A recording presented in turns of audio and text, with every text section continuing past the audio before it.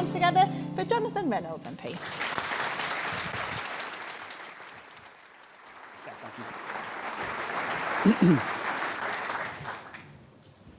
Thank you, friends, for the chance to address you at this conference today. Can I also thank Stephen and the whole Make UK team for the support and engagement that you've given me since I got this job. I've enjoyed our roundtables, I've enjoyed the visits you've helped me arrange, and I particularly enjoyed making my debut on manufacturing TV. I do think I've had an advantage coming into this job, however, which is that Stalybridge and Hyde, where I live and I represent in the House of Commons, is of course itself a significant manufacturing area on the east side of Greater Manchester. We have Stepan in chemical production, Smurfit Kappa in packaging, the Stamford Group in plastic moulding, Curry Foods in food production, and many others. And I know that all MPs love their own parish, but I'm proud of those firms. I'm proud of what they do, and I'm proud of what they mean for my local area. They provide not just jobs, but good jobs. The kind of jobs you can raise a family on. So I can tell you at the outset that I will never be passive about what needs to be done to retrain and grow jobs like these. And I will always be prepared to listen and to act for you when it comes to what you need from a UK government.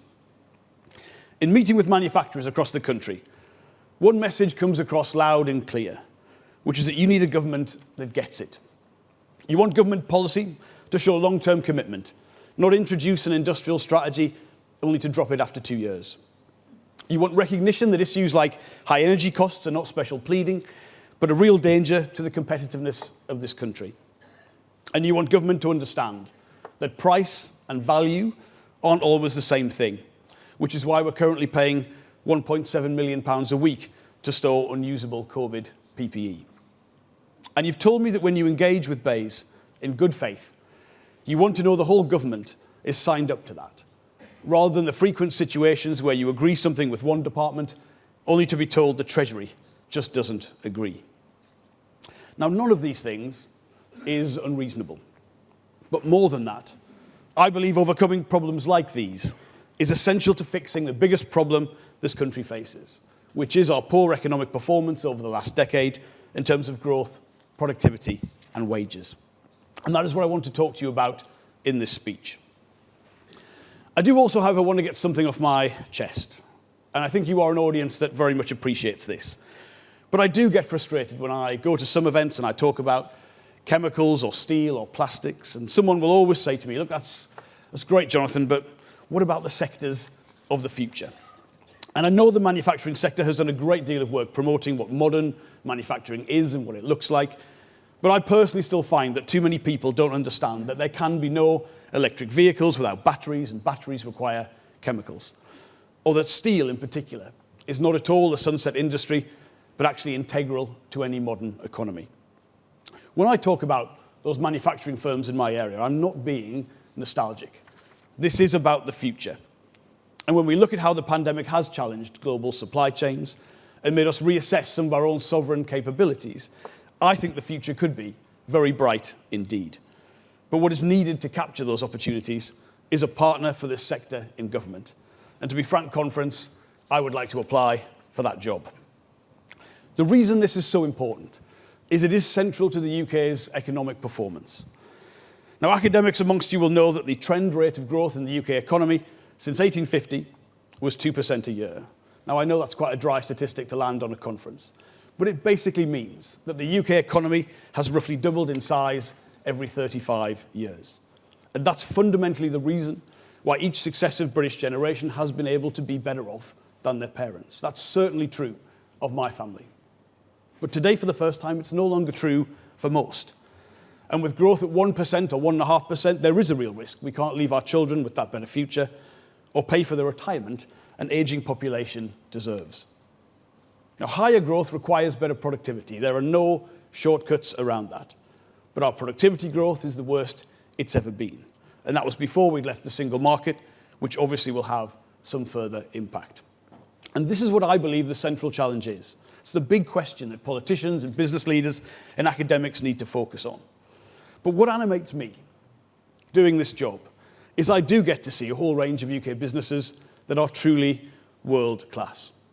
Already in the first few months of this job, I've been able to go out and see some genuinely incredible things that we are doing in the UK. I absolutely agree entirely with what Andrew Neil just said to the conference. You know, I've seen electric cars in my hometown of Sunderland. I've seen new innovative glass products in St Helens, green hydrogen being made in Sheffield. And it is genuinely exciting for the future. So the question I ask myself is, knowing we have success like this, why should we accept a future of anemic growth, of poor productivity, and ever higher taxes as a result of that? I mean, the reason the tax burden under a Conservative government is the highest it's ever been is because of those low growth governments. And the recent rise in national insurance is a case in point. The bill for UK manufacturing alone, because of that rise, was £895 million. So that's nearly £1 billion that would otherwise have gone towards investment or wages. And your industry, like firms across the country, is facing a tidal wave of rising costs. I mean, the current headwinds of inflation and energy prices are personally the worst that I've ever seen. I think that was my mic dropping. Can you still hear me? Fantastic. And so it cannot have been the right thing to do to add to those headwinds by proceeding with the national insurance rise. Because the government has to appreciate the scale of what we're facing. We think we need an emergency budget, and we're clear what should be in that budget. Real help with energy bills for struggling households, a tax cut for small businesses by lowering their business rates bill, and a contingency fund for those industries struggling the most, like steel, with other energy-intensive firms. We just want action that is commensurate with the scale of the challenge and that gets people and businesses through this crisis. Because you know that once business confidence goes, it is much harder to get it back. And then we should look to the future. I do intend to bring back a clear industrial strategy if I become the Secretary of State at the next election. I believe that central to our poor economic performance is the fact we've had the lowest rate of private investment in the G7. And of course, I'll want to work with you in drawing that industrial strategy up. But I propose there's already some good things we should build on, such as the existing sectoral groups and the Catapult network. And of course, it makes sense to include those. We do need, however, to learn the lessons of the past and embed that strategy in the UK's architecture. So a reformed industrial council should be set up on a statutory basis and play a role comparable to the Bank of England's Monetary Policy Committee or the Committee on Climate Change. And that industrial strategy should cover all parts of the economy, but recognise that what a sector like manufacturing requires is different to hospitality or retail. Meeting our net zero objectives should be an essential part of that strategy, but we should be frank and transparent about what that requires, including publishing our emissions as a UK on a consumption as well as a geographic basis. If we look at a sector like steel, for instance, net zero cannot mean we become the first developed country without a domestic steel industry. And we've already said we will co-fund the investment that is required to deliver green steel, similar to what we've recently seen in Sweden. We also want to buy, make and sell more in Britain, not through protectionism, but through a plan to raise standards, award more public contracts to British businesses and bring the jobs of the future to the UK. And of course, the most fundamental part of this is having a workforce equipped to do it. And that means giving people the skills that they need. Now, under the Conservative government, the apprenticeships have declined by a third since 2015. So we need to fix that. And that's why Keir Starmer has recently announced our Council of Skills Advisors to work with us and businesses on reforms to make the levy work for employers and for people looking to retrain and upskill. In particular, refocusing on level 2 and 3 apprenticeships to give people the basic skills on which they can build and grow their career. I hope that both today and in our engagement with Make UK and its members, you feel we're talking about and are focused on the things that are relevant to you. And you recognise our desire for engagement is genuine and sincere. If I was asked to sum up British politics over the last few years from a business perspective, I would say Labour has changed, but so too have the Conservatives. But the change in Labour is certainly for the better. We are unashamedly a pro-business, pro-worker party, and that is not a soundbite. It is based on the fact that when I visit a factory in a sector like yours, what the union reps tell me is 90% the same as the management on industrial strategy, energy costs, skills training, and the rest. And I'm listening to that.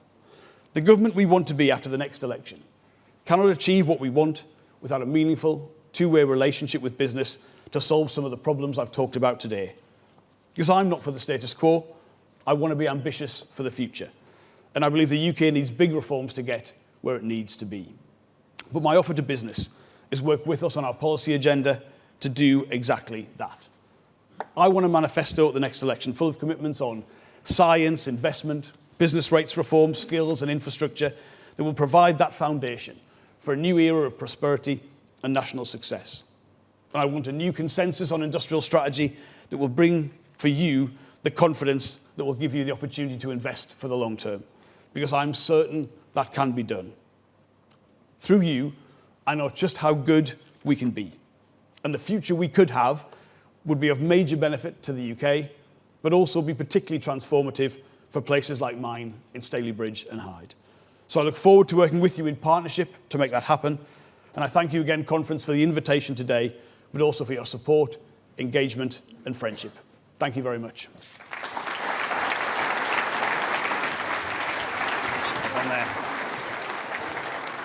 Thank you very much, Jonathan. Is there anyone who'd like to ask a question at this point to Jonathan? We've got a hand there. Yeah, we'll just get a microphone to you. If you could just keep your hand up in the air for me. If I've there even are had some any come in others- from Twitter as well, Steph. So we've got. Pardon? I've had some come in from Twitter as well. So all right. We're going viral as well. Yeah, if we can get enough mics, we'll take a couple at a time. While we're waiting for the other one, we'll take yours. Thank you. Hello, I'm Rosa Wilkinson from the High Value Manufacturing Catapult. Great to hear that catapults were in what you had to say there, but I'd like to focus in on the speech elements. Andrew Neil encourages all to be connoisseurs of talent, but I sometimes worry that policymakers are getting hooked on the apprenticeship route only. Actually, skills has to be far more than that, looking at lifelong learning and making sure that we're equipping people for the new skills they will need for the new technologies. How would you approach that? Absolutely right. So I think, first of all, I know why it dominates discussions, but I personally feel it's a bit of a stale debate, the idea that it's kind of university or vocational routes, because I think the actual landscape is much more sophisticated and complicated than that. And not seeking to pull you up, Steph, but I believe the last Labour government's objective was not 50% at university, but 50% achieving higher education skills based on a comparative analysis of other countries. And I know how it came across, but I think, because there was a recent report, I think came out from Tony Blair's Policy Institute that talked about countries like Canada and South Korea hitting 70%. But again, it's not about what we might think is a traditional university route, but what are the opportunities throughout your life to get to that point? And I think that is the missing part of the conversation. I think there are parts, to be honest, of this government where, rather than have that positive skills agenda, it's almost sort of denigrating university in a way. And I just find the whole thing stale. And I also think, to be honest, the modern university landscape is not, just full of traditional kind of arts degrees that Russell Group universities did. So we've got to understand that complexity and what is going on to begin with. I think, Rosa, the reason obviously that the levy gets a lot of attention is that the money is there and it's about how to make it work better. Certainly easier in opposition as to how to make something work better than pledge new resources for that. I think particularly the biggest failing right now is the collapse of 16 to 18-year-old apprenticeships as a route into to careers. And I think, again, that's why that particularly gets attention. But specifically on the point of how to make lifelong learning a thing, I think there are some good things. I think it requires, to me, some sort of system that works on a universal entitlement for each worker and then a set of incentives on business to activate that entitlement in order to draw it down. And obviously that's more than my department, that's the whole Department of Education pieced in terms of what they've got to put forward. But I think if we had that conversation about what are the routes throughout life to hit the level of skill attainment you need or wish for in your career, that would be a lot better than just looking at and competing against different entry routes for 16 to 18-year-olds, because I think, to be honest, it's pretty redundant, but it doesn't really get us very far. Yeah, I think, though, now a lot of the talk is around degree apprenticeships and working together, but a lot of that lifelong learning that's been talked about happens in further education colleges, doesn't it? And their funding has been dramatically cut for years and years. So is that something you might change as well? Because that's often the place where people go back to learn new skills.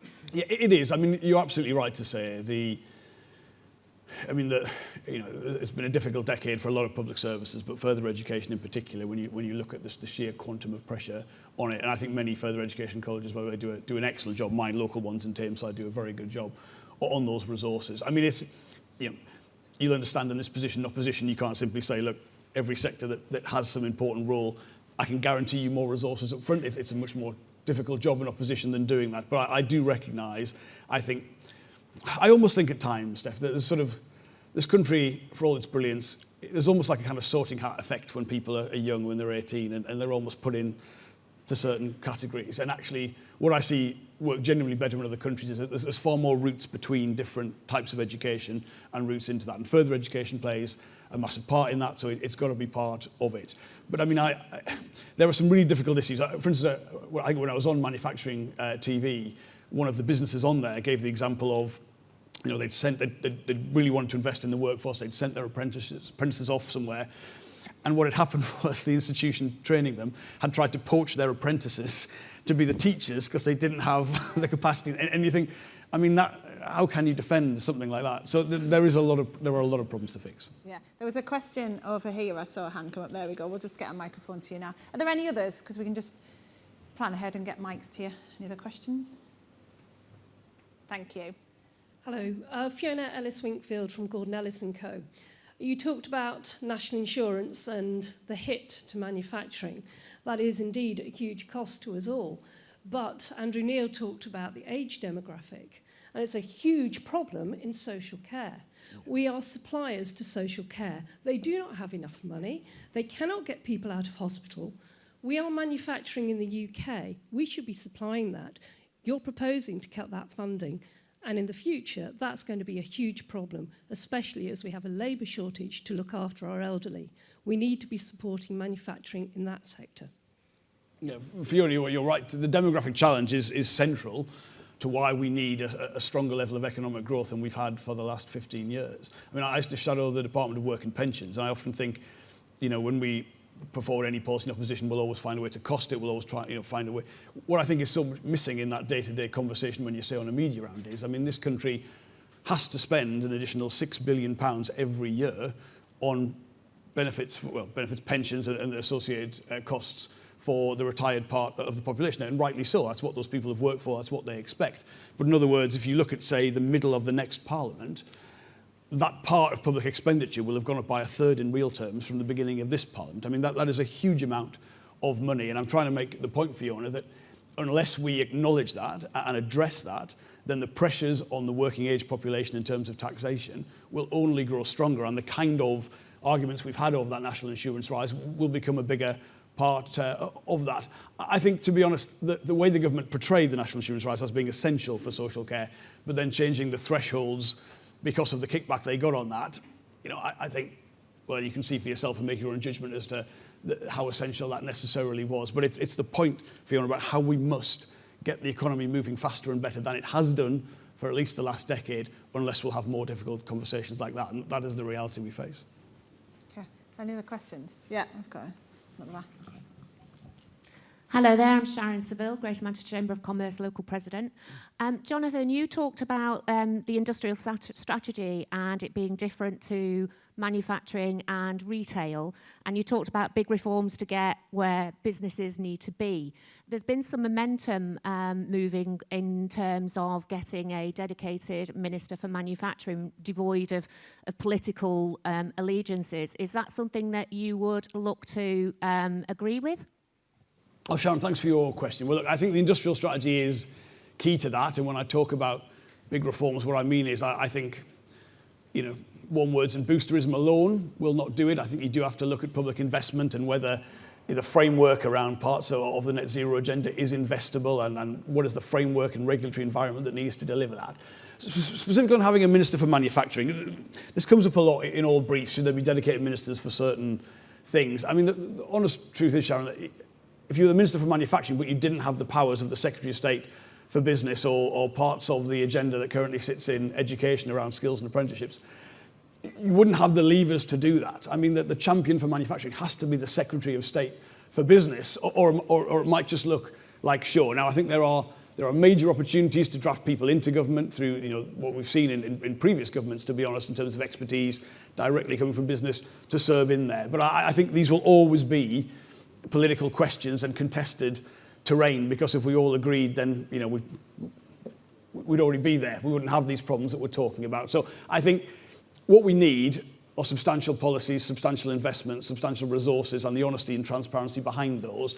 And I'm a bit less keen on what might, for instance, be portrayed as just window dressing in terms of the hats and seats in Whitehall, how that's done. But I think if it's about bringing expertise in, yes, but if it's just about rearranging how Whitehall works, I'm less keen on that because I just don't think it will work. Just following on from that, you mentioned in your speech there about often talking to people how the view of manufacturing as one of it being an old industry and not one of the future ones. What are you going to do to change that? Because that is a problem in some political circles, isn't it? Yes, I think it's sometimes a problem with the public. It's actually sometimes a problem in a wider business audience, you know, and I've had that when I've been doing a round table where I've mentioned things like I've mentioned in the speech today, and other business people have not really, I think, understood entirely some of those points around what net zero means, around what is already working very well in this country, what we could do better of, and how we could do it. I think in terms of how an industrial strategy should work, there are different pillars to different sectors of the economy. And there will always be a part of the economy where there is a sort of an obvious and widely agreed sovereign capability. Defence is a good example, essential infrastructure. Then I think there are sectors, and much of manufacturing would count in this, aerospace, automotive, as well as things like financial services, where you'd be saying, we do well at this. How can we do even better? What is the long-term policy environment that people need to make even more success? And then you'd have a part of that, which is, I think, sectors like social care, hospitality, and retail, where it's a different relationship, but actually they deserve some attention from government as well, particularly if you think about the minimum wage or auto-enrolment. Sectors that employ a lot of people that you can see and have seen substantial improvements in. That should all be part of it. But I think by having that architecture, you'd be able to explain to people much more readily about where this country is already got existing strengths, and actually what that means for the future. And I think actually there is a story to tell about that maybe isn't told enough about the things we're doing already, which are very good. But ultimately, given the shift in public opinion in 5 or 6 years around things like net zero, I think people, they're there, they want to know how we will deliver that. And I think that conversation will benefit British manufacturing a great deal, as some of that story is explained. There's a question over here. Do you want to? Oh, I thought you lifted. Have you got one? No. Is there any other questions? Can I just ask one about net zero as well? Because that's been mentioned quite a few times, and obviously manufacturers are on the transition to that. But one of the problems can be access to finance and skills. Is there any support you can give on that front? Well, I think how I would approach it is like this, Steph. I think if you need to break down those overarching, very significant objectives we've rightly got as a country, and then look through certain sectors and say, first of all, is the quantum of public investment sufficient to incentivise private investment?